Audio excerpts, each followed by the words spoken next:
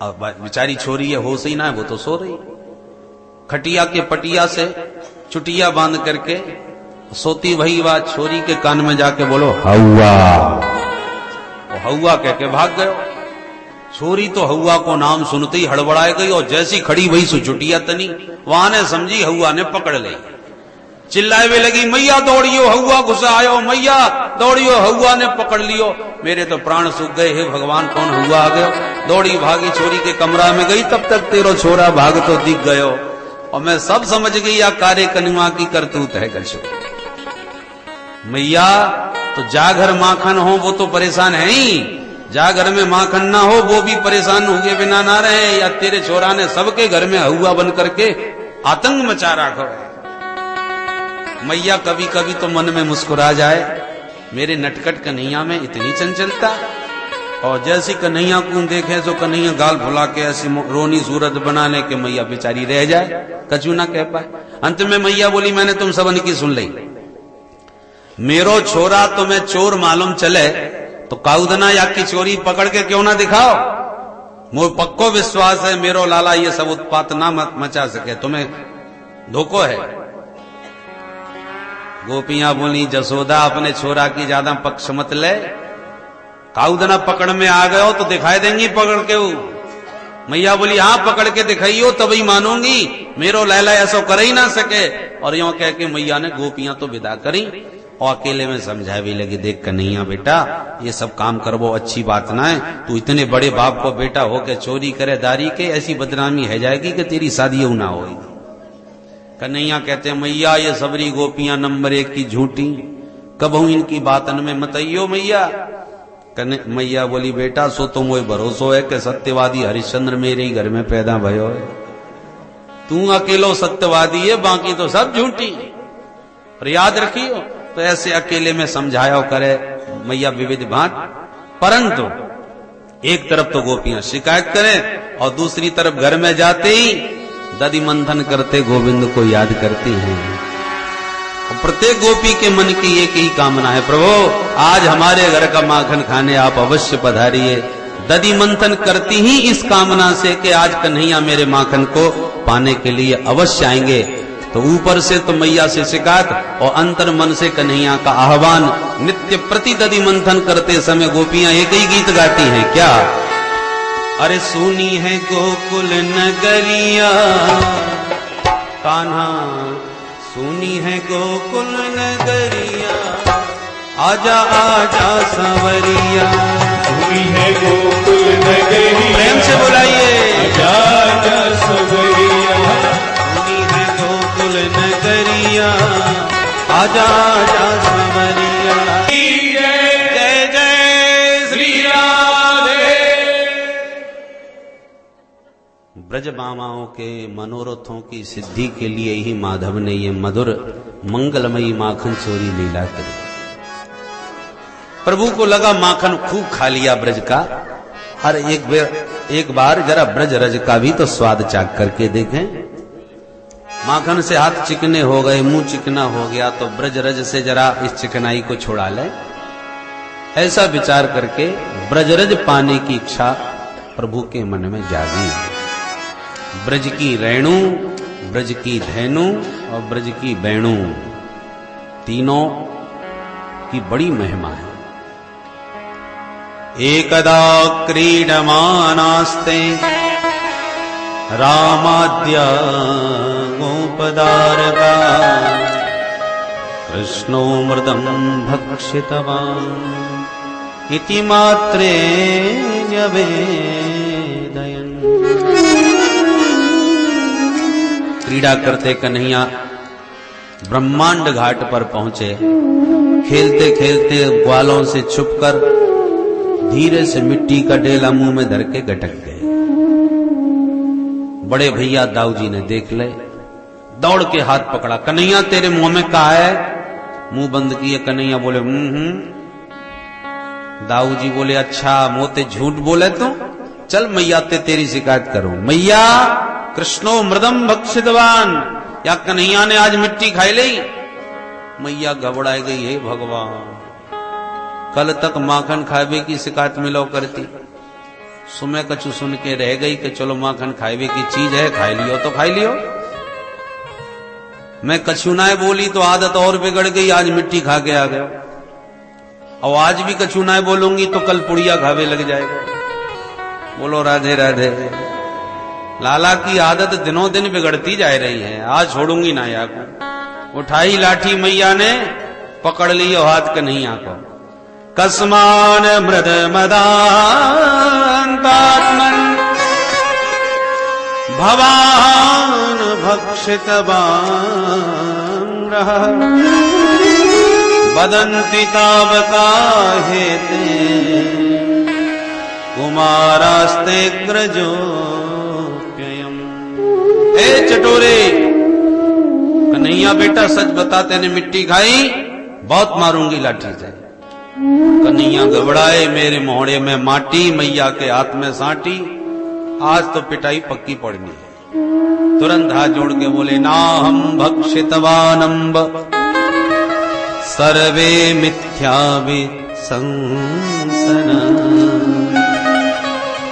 यदि सत्य गिरस्तरिहि समक्षम पश्य मे मुखम। भो अम्ब अहम न भक्षितवान। अरे मैया, मैंने न को मिट्टी ना खाई।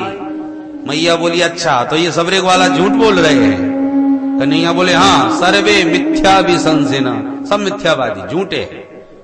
मैया बोली, लाला कल गोपियां झूठी, आज ग्वाला झूठे, तो का सत्यवादी पूरे ब्रज में तू ही पैदा भयो है। कन्हैया बोले, मैया तो मेरी बात पे विश्वास ना होए, मैं तेरे सामने बैठो हूं, समक्षम पश्य में मुखम, मेरा मुंह खोल के तू देख ले। हाँ, ये बात तूने बिल्कुल ठीक कही, दिखा तो अपनो मोहड़ो। जो मैया ने मुंह खुलवाया, प्रभु की ऐश्वर्य शक्ति ने सोचा मेरे प्रभु तो मुंह खोलने वाले हैं, और मैया ने मुंह में माटी देखी तो अब आई सांटे मार दे। तो एक जीवात्मा के आत्मा परमात्मा की पिटाई पड़ेगी का? प्रभु ने मुंह खोला और भगवान की ऐश्वर्य शक्ति मुख में आके प्रकट हो गई। मैया को सारा ब्रह्मांड लाला के मुखार बिंद में दिखाई पड़ने लगा। नदी, पर्वत, बाग, बगीचे, वन, वाटिका, सूर्य, चंद्र, तारा मंडल सब कुछ नजर आ रहा है। मैया देख देख के थर थर कांपे, हे भगवान, नदी पहाड़ मेरे छोरा के मोहड़े में। अरे और तो और पूरा ब्रजमंडल, पूरा नंद भवन के आंगन में मैया लाला को डांट रही है। ये दृश्य भी लाला के मुंह में देख रही है। मैया आंखें मीड़ के ये सब देख देख के बुरी तरह कांप गई। मैं कोई स्वप्न देख रही हूं कि काऊ देवता की माया है, कि बुद्धि को भ्रम है, कि आंखन में चकाचौंध है, ये चक्कर का है। ओहो, समझ गई मेरो लाला निश्चित भगवान है। ये भाव आती मैया ने तुरंत आंख बंद करके हाथ जोड़ के लाला को प्रणाम कियो। जैसी प्रणाम करने लगी मैया को ने, कन्हैया ने तुरंत मैया को हाथ पकड़ लियो। मैया क्या कर रही है तू? सच सच बताइयो, मेरे मुंह में मिट्टी दिखी? अब मैया तो बेचारी डर के मारे कांप रही है और मिट्टी की तो बातें ही भूल गई।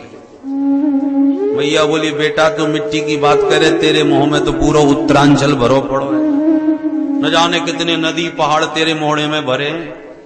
कन्हैया जोर से ताली बजा के हंसने लगे। मैया, ये तेरे बुढ़ापे की आंखें चकाचौंध खाई गई होंगी, मेरे मोहड़े में नदी पहाड़ खाते आ जाएंगे। मैया बोली, बेटा सो तो मैं हूं यही सोच रही हूं कि तेरे मुंह में ये नदी पहाड़ कैसे आ सके, ये बाबरी आंखन में कछु चक्कर है। अच्छा तू दोबारा दिखा। मैया आंख मीड़ के आंख साफ करने लगी। दोबारा देखा तो भगवान ने तब तक सब गायब कर दिया, कुछ भी नहीं दिखा। जब कुछ नहीं दिखा तो मैया ने तुरंत लाला को उठा के छाती से चिपकाए लियो। बेटा तेने बिल्कुल ठीक कही, बुढ़ापे में भगवान जाने कैसी कैसी बीमारी आ जाए। अब हाल ही मेरी आंखन में इतनी जोड़ की चकाचौंध आई कि मैंने समझी नदी पहाड़ तेरे मुंह में है, और तेरे मुंह में कछु ना है, बाबरी आंखन में कछु चक्कर है। सारी भगवत्ता भूल गई। लाला को हृदय से लगा कि वही प्यार दुलार मैया पुनः बरसाने लगी। बोल नंद की लाला की। नंद और जसोदा पूर्व जन्म के द्रोण और धरा नाम के वसु थे परीक्षित। उन्होंने कठोर तपस्या करके प्रभु का दर्शन प्राप्त किया, और वरदान मांगने को जब भगवान ने कहा तो भगवान की झांकी पर रीझ गए और बोले, प्रभु हम तो आपको ही अपना बच्चा बना के गोद में खिलाना चाहते हैं। तो भगवान वही वरदान दिए थे, वचन दिए थे, सो आज इनकी गोद में बालक की तरह क्रीड़ा कर रहे हैं। एक दिन की बात, एकदा गृहदासीसु यशोदानंद गृहिणी कर्मांतर नियुक्तासु निर्ममंथ स्वयं दधे यानि यानि गीतानि तदबाल चरितानि च दधि निर्मंथने काले स्मरन्ति तान्यगायति। एकदा दीपावल्यावसरे, दिवाली का दिन था। मैया ने घर के दास दासियों को साफ सफाई में इधर उधर के कामों में लगा दिया और मेरा लाला जागते ही सद माखन मांगेगा, इसलिए स्वयं निर्ममंथ स्वयं दधी, लाला के लिए फटाफट दधी मंथन करने लगे।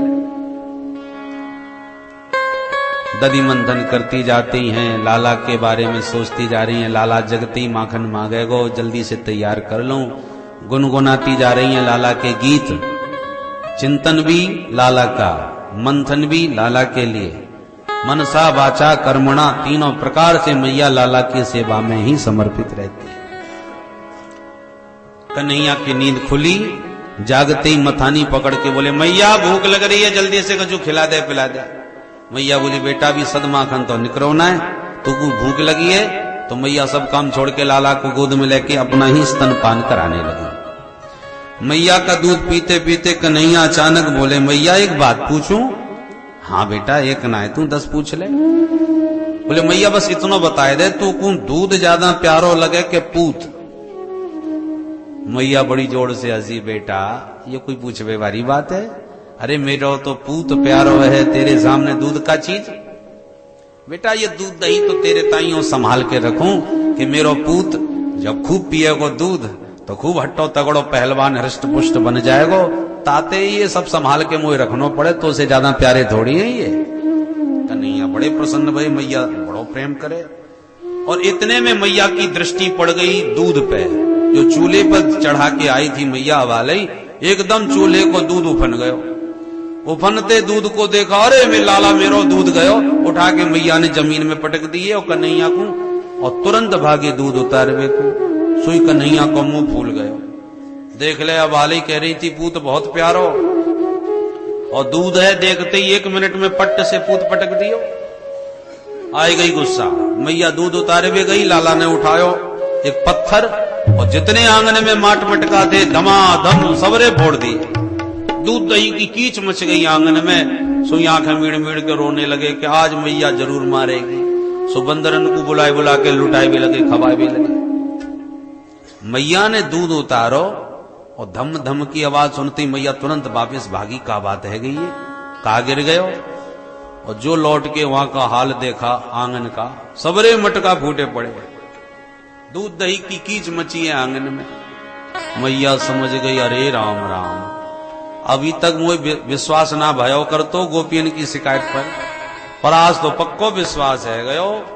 देख लो, मेरे ही घर में मेरी ददिया सास के जमाने के कारे कारे चिकने चिकने सबरे मटका याने ठिकाने लगाई दिए।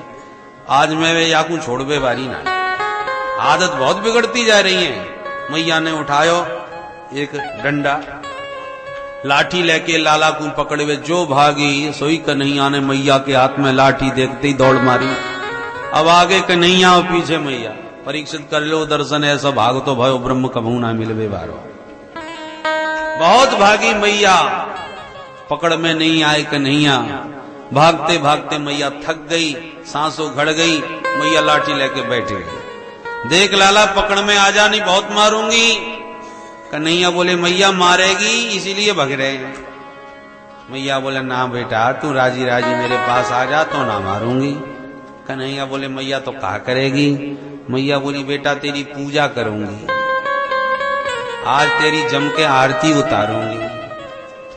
कन्हैया बोले, मैया जब पूजा करेगी आरती उतारेगी तो फिर लाठी का गुण ले रखी है? मैया बोली, अरे बेटा बुढ़ापे में लाठी तो सबन को लेनी पड़े, अरे मेरी लाठी तो तू है, ये फेंक दी लाठी ले। त्यक्त्वा यष्टिम सुतम भीतम विज्ञायार भगवत्सला, लाठी फेंक दी कन्हैया मैया ने। सोई कन्हैया दौड़ करके, देख मैया पूजा करियो। अरे बेटा जरूर करूंगी। कन्हैया समझे ही ना, पूजा करवावे आएगा। जो मैया के पास आए, मैया ने गप से हाथ पकड़ लियो दारी के, तू तो घर चल, ऐसी जम के पूजा करूंगी कि छठी को दूध याद आ जाए। या बुढ़ापे में इतना दौड़ायो भगायो, मेरी सांस उखड़ गई आज, चल घर। अब मैया जो लाठी दिखावे लगी, सो कन्हैया आंखें मीड़ मीड़ के रोबे लगे। मैया ने जो मोटो मोटो काजल लगाए दियो, वो काजल लगी आंखन को इतनी जोर से मीड़ो कि पूरो काजल कपोलन तक फैल गयो। जगन्नाथ भगवान जैसी काली काली आंखें हो गई। मैया को दया आ गई, अब ज्यादा मारबो पीटबो ठीक ना है। सो पकड़ के मैया लाला को घर ले आई। सोच भी लगी आपको कहा दंड देना चाहिए, बहुत दंड है गयो।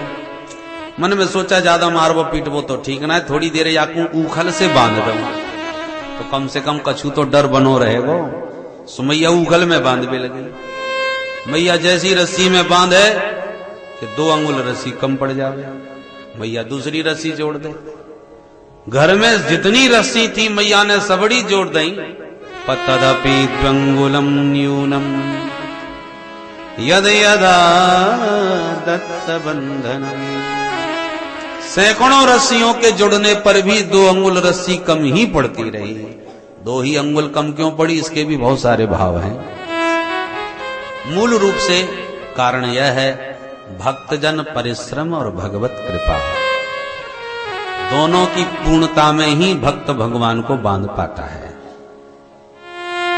भक्त कमर कसले में परमात्मा को बांध के पकड़ के रहूंगा, इसके लिए कुछ भी पुरुषार्थ करने को तैयार है, कितना भी साधन करने को तैयार है।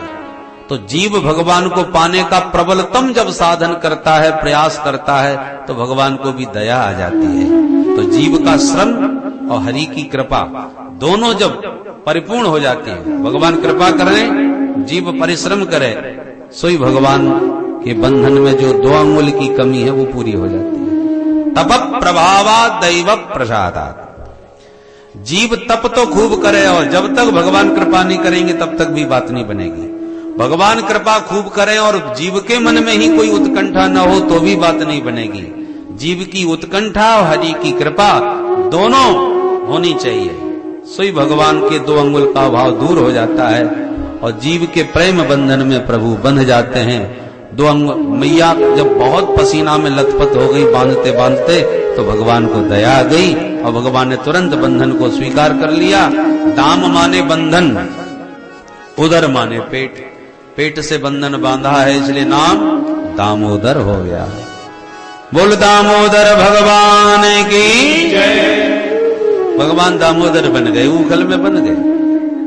मैया बोली लाला अब ऐसी बंधोर है, तेरी मुट्ठी भर की कमर बांधने में मेरे पसीना छूट गए, अब ना खोलूंगी तो को। और यों कह के मैया भीतर चली गई। कन्हैया रोते रहे, मैया मोगु मुक्त कर दे, मुक्त कर दे। सुखदेव जी बोले परीक्षित दर्शन कर लो, सारी दुनिया इनसे मुक्ति मांग रही है, ये मैया ते मुक्ति मांग रहे हैं। मुक्ति दो, मुक्ति मिक्षति, मुक्ति देने वाला माधव आज स्वयं मुक्ति की याचना करता है ब्रज में। ब्रज की लीला इसलिए संतों को बहुत ही विचित्र लगती है, सब विचित्र लीला। अंत तो गत्वा मैया को लगा जल्दी से ताजो माखन निकालूं फिर बैठ के खवाऊंगी। सो भीतर मां दधि मंथन करने लगी और कन्हैया ऊखल में बंधे बंधे ऊखल को ही घसीटते भय आगे बढ़े। 2 अर्जुन के वृक्ष बीच आंगन में खड़े, लाला बीच में से निकल पड़े।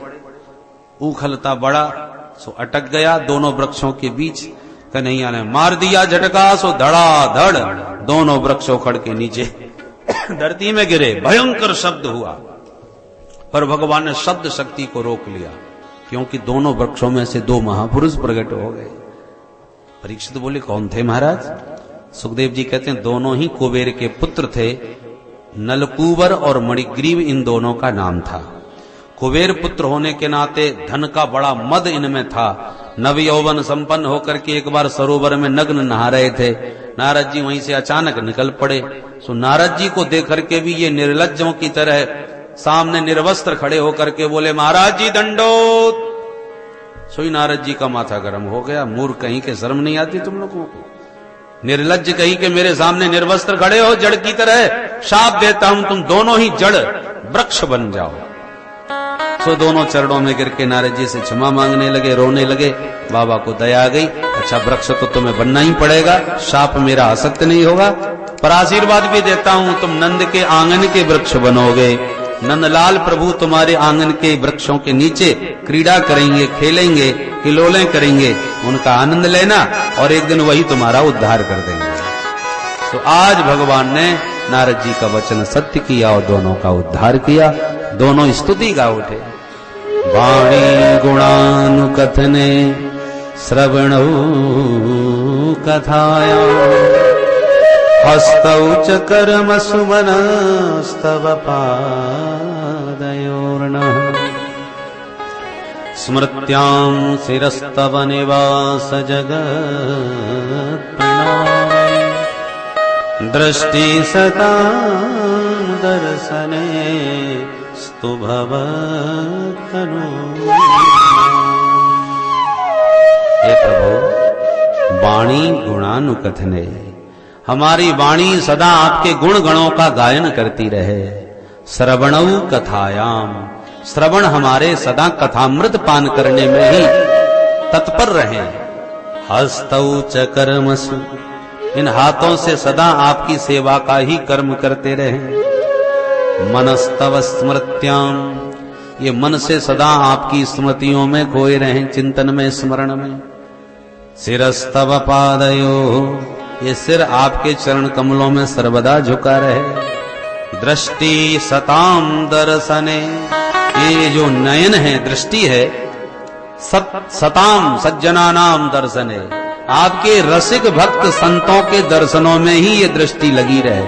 अथवा भवत्तनूनां, देवालयों में आपके सुंदर जो श्री विग्रह हैं, झांकियां हैं, या तो ये नयन उन झांकियों को निहारें या आपके रस में डूबे आपके रसिक जनों का, संतों का दर्शन पावें।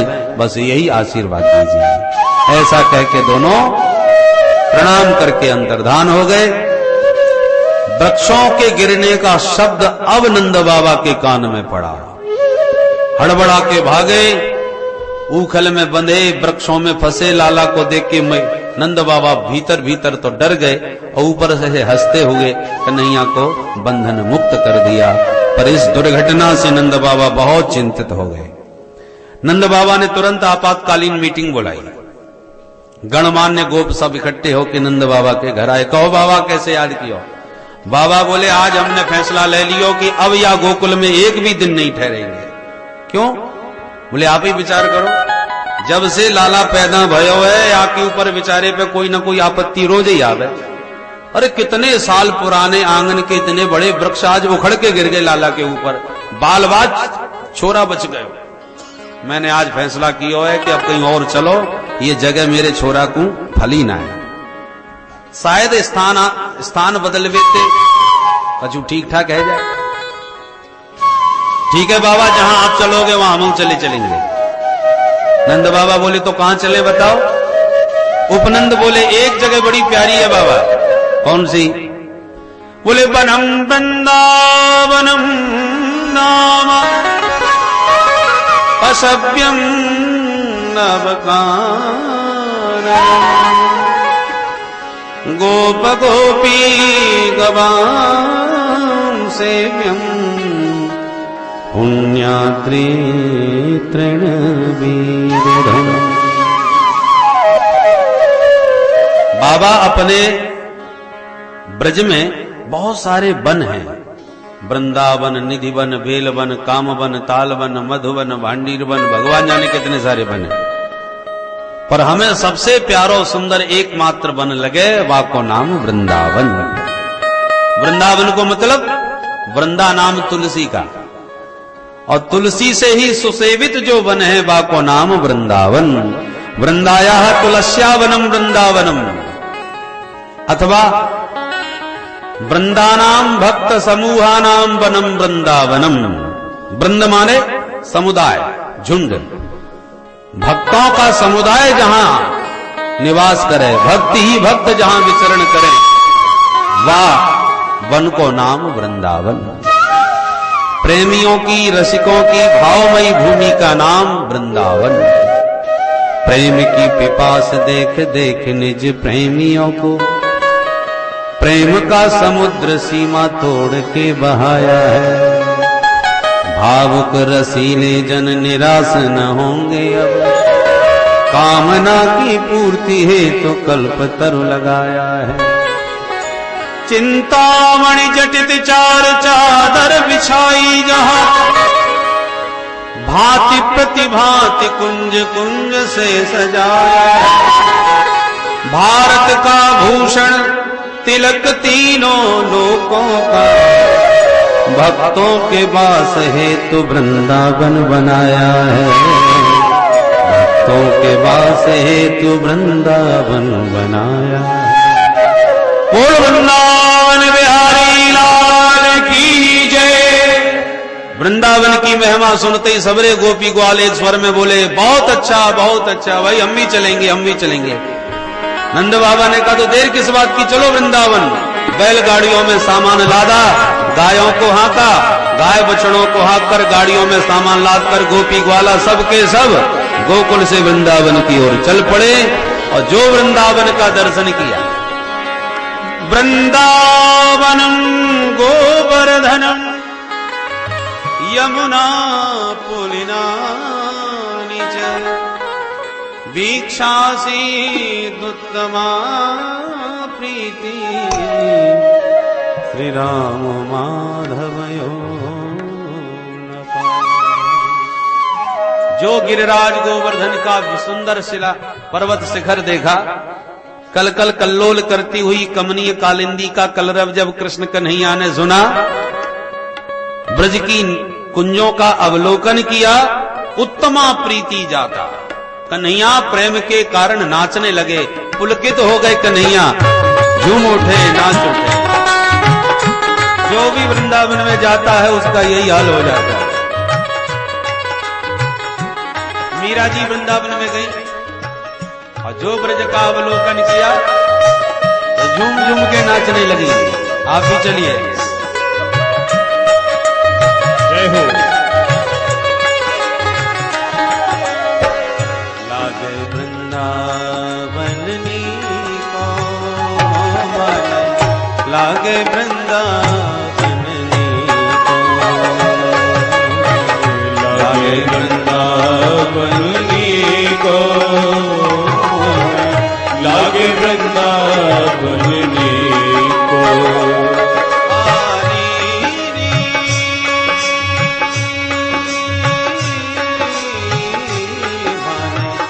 लागे वृंदावन नीको, लागे वृंदावन नीको।